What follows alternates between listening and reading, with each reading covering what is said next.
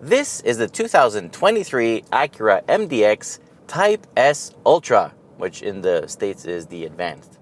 It is the first time ever a Type S badge appears on an MDX, and it's so cool because of course the extra power, and the Ultra bit is the trim level, and it is ultra loaded. It's not cheap. As tested, it's just over 87,000 Canadian dollars. That's the all-in with destination, but it's still plus taxes.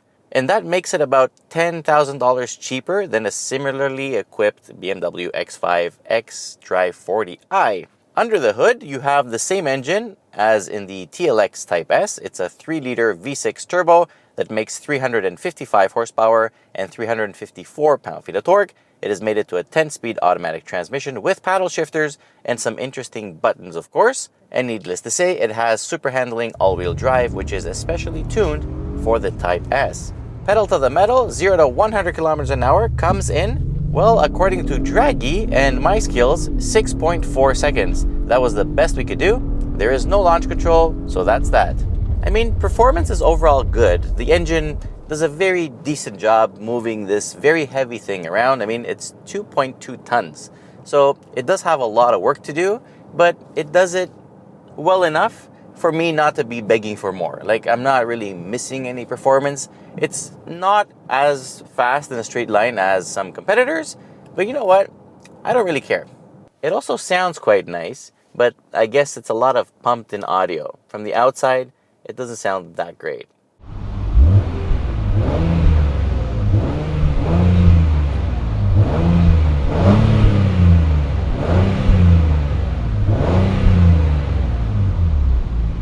This extra athleticism, though, has brought changes to the suspension as well. It now has air suspension with adaptive dampers, and the result is brilliant. The steering feels good in sport mode, and thankfully via the individual mode, you can always have it set to sport, and even at slow speeds, the car just relays this message to you. It clearly communicates that I'm a sporty SUV, so drive me as you please.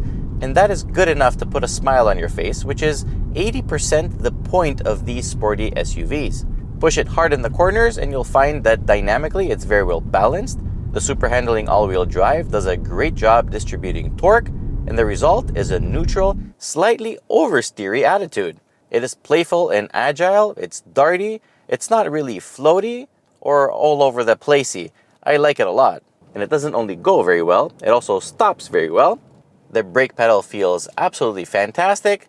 And in the front, it has beefy red Brembos. They're painted bright red so that you don't miss them. From 100 to 0, the car came to a complete stop in 40 meters, but it is cold outside and it is on winter tires, so that's not very bad. Fuel economy also isn't that great, but it's not that bad either. Considering the performance, the weight, the size, I think the average of 13.7 liters per 100 kilometers is slightly above the class leaders, which means worse. But if you drive a smidge towards the aggressive side, that number will be a lot higher. The adaptive air suspension in comfort mode rides like a dream. And what I really like about it is that even in Sport Plus, which is the harshest setting, even though it does control the body very well, it still rides pretty decently. I wouldn't say that it's uncomfortable at Sport Plus. Over bumps, there are no problems whatsoever. Overall, this suspension is dope. Yo. Behind the wheel, it's a very nice place to be. The visual is quite appealing. The dash design is cool. It has some weirdness to it, but I guess it's the Acura way. The materials are mostly good quality. The fit and finish is way above average. And the sense of luxury is well blended with sportiness.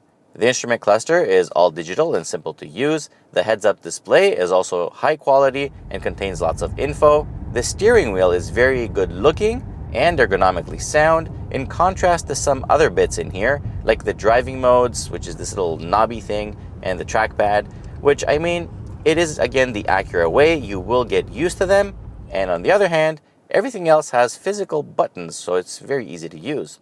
Up here, there's plenty of room and nice places to put your stuff. The driving position is very car-like. I like it a lot. And the seats, they're very comfortable. They support the body very well, and they have a massage. And you can pick various massages. I love the Shiatsu. It's very nice. Yeah, there you go. Yeah. The front seats are also heated and ventilated. The rear seats are also heated, and the steering wheel is also heated. The middle row also has good room for legs and heads. The middle seat can be removed to convert the bench to captain chairs, but without armrests. Middle row passengers also get sliding and reclining seats, and lots of ports for charging, and their own individual climate controls. The third row is meh. It's only really for kids, but it is nice to have this 7-seat option for once in a blue moon use, and also back there you get cup holders and USB ports. The trunk with all seats up is just okay. There's some extra room underneath the floor, but once you fold the third row away, wowza, you have a fantastic trunk that will literally fit anything. The exterior looks awesome if you ask me. The front warp speed grille looks very neat. It's an aggressive, muscular shape that continues to the side profile with these massive 21-inch wheels. The rear is also sweet. I love the quad exhaust and the diffuser thingy in the middle. Overall, I think this MDX Type S looks amazing, but even the regular MDX looks pretty nice. And by the way, this one isn't equipped with any tow package, but the MDX can tow from 3,000 pounds up to 5,000 pounds with the optional tow package. Competition is fierce. I mean, in this segment, where do you even draw the line? I mean, there's the X5, there's the GLE, there's the American stuff like the Durango and the Grand Cherokees, Japanese stuff like the Lexus RX. Like, there's so many things that could potentially fall into this category because this MDX is also kind of a weird sizing. It's not like as big as an X7, but it's roomier than an X5. So, I don't know. I mean, the real selling points for this MDX is A, Honda reliability. B, it's actually a very good looking car.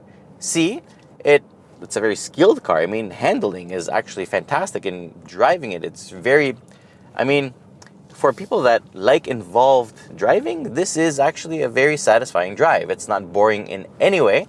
Acura has done a great job. And at the end of the day, it is a little bit cheaper than the competition fully loaded. So once you have apples to apples, it is a little bit cheaper. So for that reason, it earns an 8.8 from me. And that's pretty much it with the Acura MDX Type S. I like it a lot. Nice car. Good job, Acura. If you like this video, please remember to share it with your friends, press a like, subscribe. Most importantly, till next time, be well. Bye-bye. Perfect.